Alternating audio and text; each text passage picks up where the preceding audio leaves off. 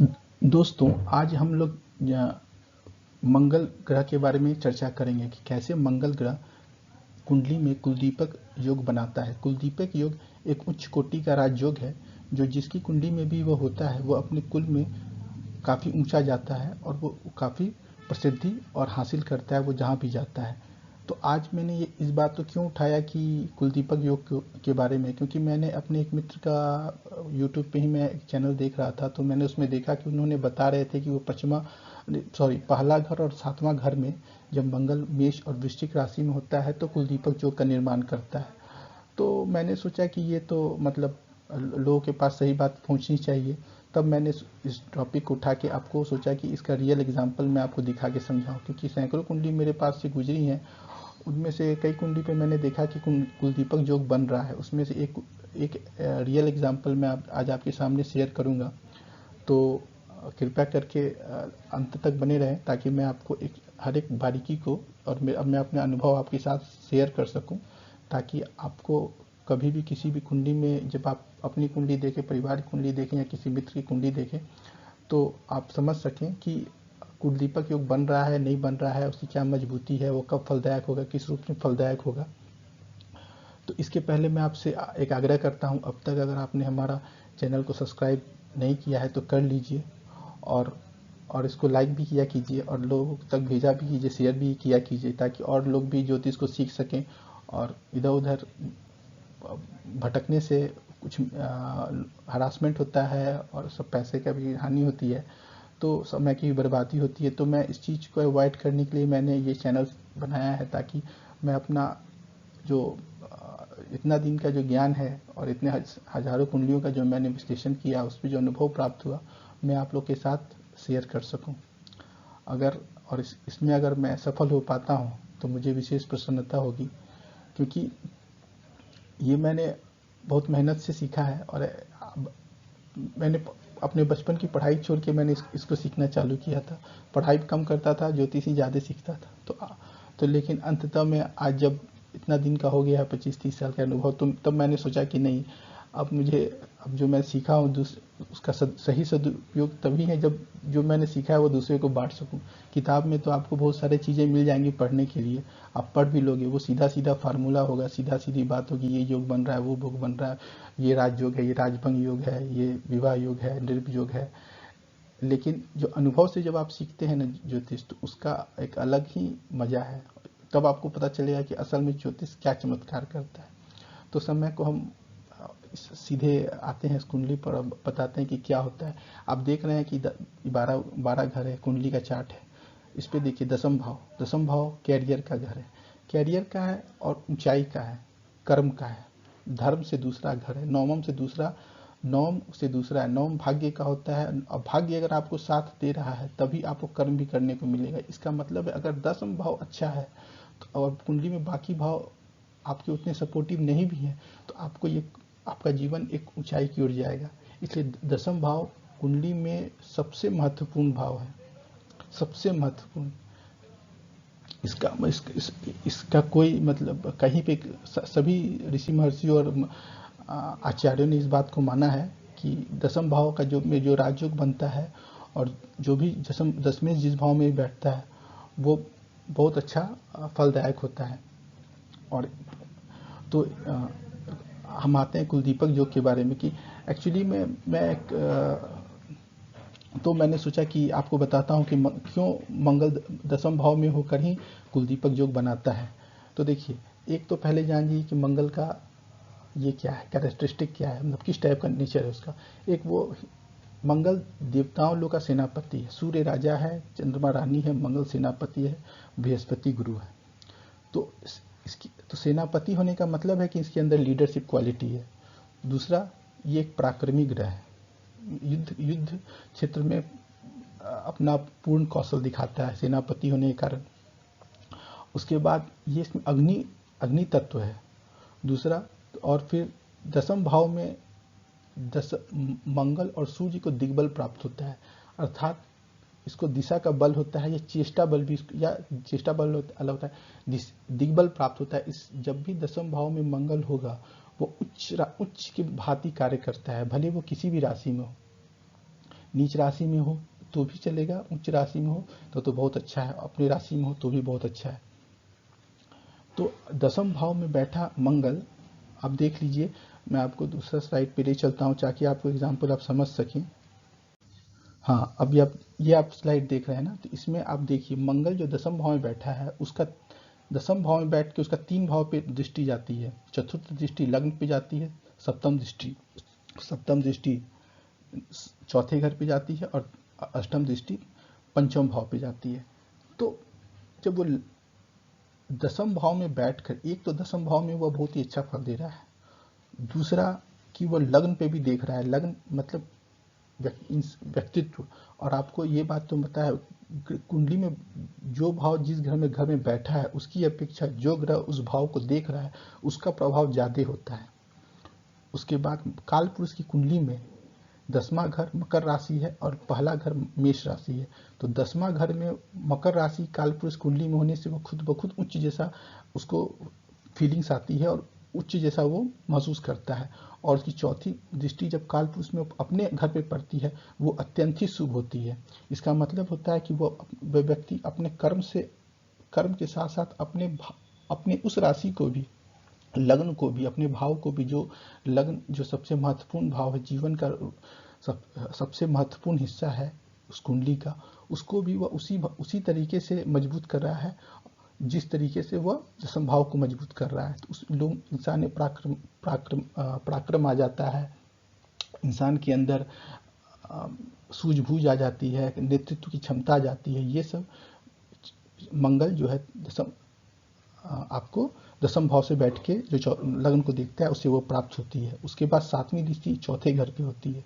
तो चौथा घर पर मंगल की दृष्टि होना उतनी शुभकारी नहीं है, क्योंकि मंगल एक पाप ग्रह है, हिंसात्मक ग्रह है, और चौथा घर होता है माता का घर है, सुख का घर है। इस पर जितनी भी शुभ दृष्टि पड़े उतनी ही बेहतर है। फिर मंगल का चौथा घर को देखना बहुत अशुभ नहीं है, क्योंकि दसम भाव से बैठकर मंगल कभी भी घर को हमेशा सुरक्षा ही देगा। और चूंकि मंगल एक रक्षा का कारक ग्रह, रक्षा विभाग से भी जुड़ा हुआ है, चूंकि सेनापति है, तो इसलिए चतुर्थ भाव पे भी इसकी दृष्टि सुरक्षा की दृष्टि से अच्छी ही है। अब देखिए इसकी 8वीं दृष्टि पड़ती है इस पर, अब पंचम भाव पे। अब पंचम भाव बुद्धि का ग्रह है, कौशल का ग्रह है, विद्या का घर है। तो अब और मंगल, आप एक जान जाइए, मंगल एक लॉजिकल प्लैनेट है। लॉजिकल प्लैनेट का है तो जिसमें रीजनिंग है, जो किसी चीज को अकारण किसी के कहने से कुछ समझना, 10 लोगों ने भड़का दिया तो वो भड़क गया, ऐसा नहीं है। वो हर चीज को अपनी दृष्टि से समझना चाहता है और उस पर कार्य करना चाहता है। इसीलिए मंगल का पंचम भाव पे दृष्टि होना किसी इंसान को कुशाग्र बुद्धि वाला बनाता है। अतः इस बात को आप ये समझ लीजिए कि 10वां घर में बैठा हुआ मंगल कितने घर को मजबूत कर रहा है, दसम भाव को, लग्न को और पंचम भाव को। ये 3 भाव को वह बहुत ही उत्तम कोटि से मजबूत कर रहा है। तो अगर इस तरह का दसम भाव में बैठा हुआ मंगल अगर किसी की कुंडली में बैठा हो तो, और वो उस कुंडली को बलवान बना रहा है और उस कुंडली का जिस जातक है उसको ऊंचा उठा रहा है, तो इसमें ताज्जुब होने की क्या बात है। ये तो बहुत ही साधारण सी बात है। अब देखिए मंगल जो है किस प्रकार से का सप्तम दृष्टि चतुर्थ भाव पे शुभकारी होता है। मंगल जो है, आप इस चीज को समझिए, मंगल एक भूमि पुत्र है। आप अगर 5 महापुरुष योग जो बनते हैं, तो उस 5 महापुरुष योग में एक मंगल भी एक राजयोग बनाता है, रोचक योग।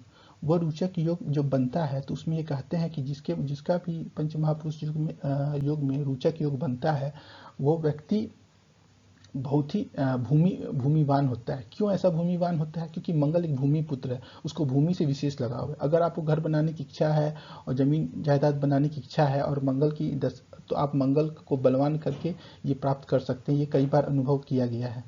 तो अब जो है, जब चौथा घर जो होता है वो भूमि का है, वाहन का है, अपना घर बनाने का है। तो जब भी आपकी मंगल की दृष्टि पड़ेगी चतुर्थ स्थान पे, तो वो मंगल जो है आपको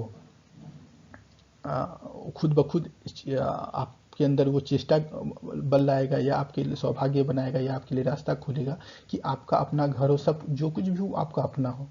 तो ये एक चीज, ये मंगल जो है वहाँ दसम भाव से बैठ के इतने सारे चीज आपके लिए कर देता है। तो इसलिए मंगल जो होता है दसम भाव में बैठा मंगल बहुत ही शुभ फलदायक होता है, अगर केंद्र में कुछ और भी शुभ ग्रह पड़े हों, जैसे लग्न में बुध पड़ा हो, या केंद्र भाव में बुध पड़ा हो, या मंगल पे बृहस्पति की दृष्टि हो जाए, या मंगल के किसी भी मेष राशि या वृश्चिक राशि पर दो शुभ ग्रहों की दृष्टि पड़ जाए, जैसे शुक्र बुध बृहस्पति में से किसी दो ग्रहों की दृष्टि मंगल पे या मेष राशि या वृश्चिक राशि पे पड़ जाए, तो मंगल शुभ फलदायक हो जाएगा। और ऐसा मंगल जरूर ही कुल दीपक योग बनाएगा।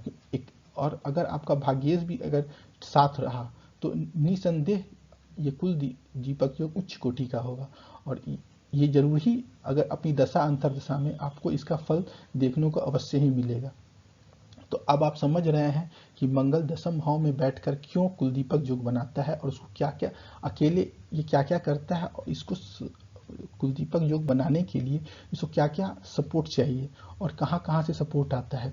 कुंडली में ये दसम भाव को अकेले मजबूत कर देता है, और ये 70% कुल दीपक योग कुंडली में ये फलीभूत कर देता है। बाकी 30% में है कि मंगल केंद्र में शुभ ग्रह हो, और मंगल की राशि या मंगल की अपनी मेष राशि और वृश्चिक राशि, या मंगल के ऊपर किसी दो शुभ ग्रहों की शुभ दृष्टि हो जाए। बृहस्पति की अकेली शुभ दृष्टि भी पड़ जाए तो भी बहुत ही अच्छा और शुभकारी है। तो ये अब आप समझ लिए कि क्यों मंगल जो है दसम भाव में बैठ के कुल दीपक योग बनाता है, और दसम ही भाव क्यों, दूसरा भाव क्यों नहीं, क्योंकि बाकी जितने भी भाव होते हैं उनकी इस तरह से दृष्टि नहीं पड़ पाती है इन तीनों भावों के ऊपर। और दसम भाव ही क्यों, क्योंकि दसम भाव में मंगल दिग्बल होता है। मंगल उस राशि काल पुरुष के हिसाब से मंगल को उच्च राशि प्राप्त होती है, और मंगल का यह फेवरेट पोजीशन भी है, क्योंकि जिस तरह का कार्य मंगल को पसंद है उसी तरह का ये भाव है।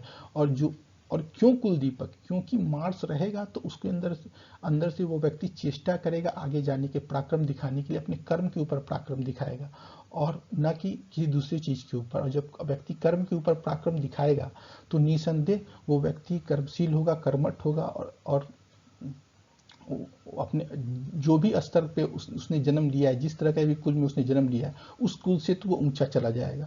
और शुभ ग्रहों से दृष्ट होना, शुभ ग्रहों का प्रभाव में होना, उस पर मतलब आप समझ सकते हैं कि एक्स्ट्रा बोनस है, जो कि ये फिर श्योर करेगा कि आप ये मंगल कुल दीपक योग बना रहा है। आइए इसका एक एग्जांपल मैं आपको शेयर करता हूं, जो मेरे पास एक जातक का है। ये देखिए, आप सामने में लग्न चार्ट देख रहे हैं और नवांश चार्ट देख रहे हैं। ये उस व्यक्ति की जन्म कुंडली है। अब इसकी जन्म कुंडली में देखिए कैसे कुल दीपक योग बन रहा है। अब देखिए दसम भाव में मंगल जो है नीच राशि का राहु के साथ बैठा हुआ है। मंगल 21 डिग्री का है लिखा हुआ है। और देखिए मंगल के ऊपर किसी भी शुभ ग्रह की दृष्टि नहीं है, मगर मंगल के मेष राशि के ऊपर शुक्र और बुध की संपूर्ण दृष्टि पड़ रही है। तो ये मंगल को शुभता प्रदान कर रहा है, क्योंकि मंगल के ऊपर शुभ दृष्टि या मंगल की राशि के ऊपर शुभ दृष्टि, दोनों ही केस में इससे मंगल को शुभता प्राप्त हो रही है।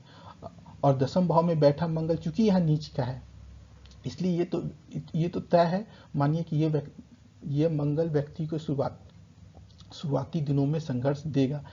मगर पुनः अब इसको आप चेक करने के लिए कि आखिर मंगल है किस स्तर का, तो आप नवांश कुंडली में देखते हैं तो ये मंगल उच्च का पड़ा हुआ है। और आप देखते हैं मंगल के घर में पुनः बुध और शुक्र नवांश कुंडली में मंगल की ही राशि में पड़े हुए हैं। तो मंगल को यहाँ पे पक्का ताकत मिलती है कि ये मंगल आगे चल के नीचे से लेकर ऊपर तक जाएगा। मतलब ये मंगल आप 100% कन्फर्म हो जाइए कि यह मंगल अपनी दशा अंतरदशा में इस व्यक्ति को कुलदीपक योग बना रहा है, और इसकी दशा महादशा इस व्यक्ति ने देख ली है। और इस मंगल ने इसको जबरदस्त राजयोग बनाया है, और जिसका वो जीवन भर जिसको जो इसके साथ जुड़ा रहेगा। तो आप इसको आप देख रहे हैं इसका एग्जाम्पल को कि क्या हो रहा है। ये जो मंगल है ये किस प्रकार कुलदीपक योग बना रहा है। पहला लग्न कुंडी में दसम भाव में बैठा हुआ है और बुध और शुक्र जो है वो उसके मेष राशि पर पूर्ण दृष्टि से देख रहा है। चूंकि यहाँ मंगल नीच का है, 21 डिग्री में अंश बल से बलवान है, इसलिए मंगल को यहाँ पे नीच भंग प्राप्त नहीं हो रहा है, मगर नवांश कुंडली में इसको नीच भंग प्राप्त हो रहा है। मंगल को कैसे नीच भंग यहाँ प्राप्त हुआ, नवांश में उच्च का है। प्लस आप देख सकते हैं ऐसे एक और नियम कहता है कि ग्रह जिस राशि में बैठा हो उसका स्वामी जिस राशि में उच्च का होता हो, वो ग्रह अगर केंद्र में हो तो नीच भंग राजयोग हो जाता है। तो मंगल यहाँ पे नीच का है, इसका स्वामी चंद्रमा है। चंद्रमा शुक्र की वृष राशि में उच्च का होता है, वो शुक्र जो है लग्न में बैठा हुआ है, तो वो नीच भंग बना रहा है। मगर आपके नीच भंग के लिए मैंने एक भी और भी वीडियो बनाया है, जिसको आप समझ सकते हैं कि वास्तव में नीच भंग कैसे बनता है और कितना पावरफुल नीच भंग बने तो ही नीच भंग माना जाएगा। तो आप इस कुंडली में आप देखिए नीच भंग किस तरह की कोटि का बन रहा है। एक जिस भाव में मंगल नीच राशि का है, जिस राशि में कर्क राशि में, उसी कर्क राशि वो मंगल पहले तो नवांश में उच्च का है, उसके फलतः नवांश में भी शुभ भाव में बैठा हुआ है फल, और नवांश में उसी कर्क राशि में बृहस्पति उच्च का बैठा हुआ है। तो और मंगल भी अंश बल से बलवान है। तब आप कह सकते हैं कि इस मंगल का नीच भंग संपन्न हो रहा है और यहाँ पे कुलदीपक योग का पूर्णतः निर्माण हो रहा है। तो आज ये जो मैंने आपको मंगल कुलदीपक योग के बारे में आपको जो शुरू से लेकर अंत तक ये जो बताया, इसको हम तो मैं आशा करता हूँ कि इस चीज़ को आप पूरी अच्छी तरह से समझ गए होंगे और आप लोग कि जब भी किसी कुंडली को देखेंगे तो उसका इस अंदर तक विश्लेषण कर पाएंगे। तो आज के लिए इतना ही, धन्यवाद।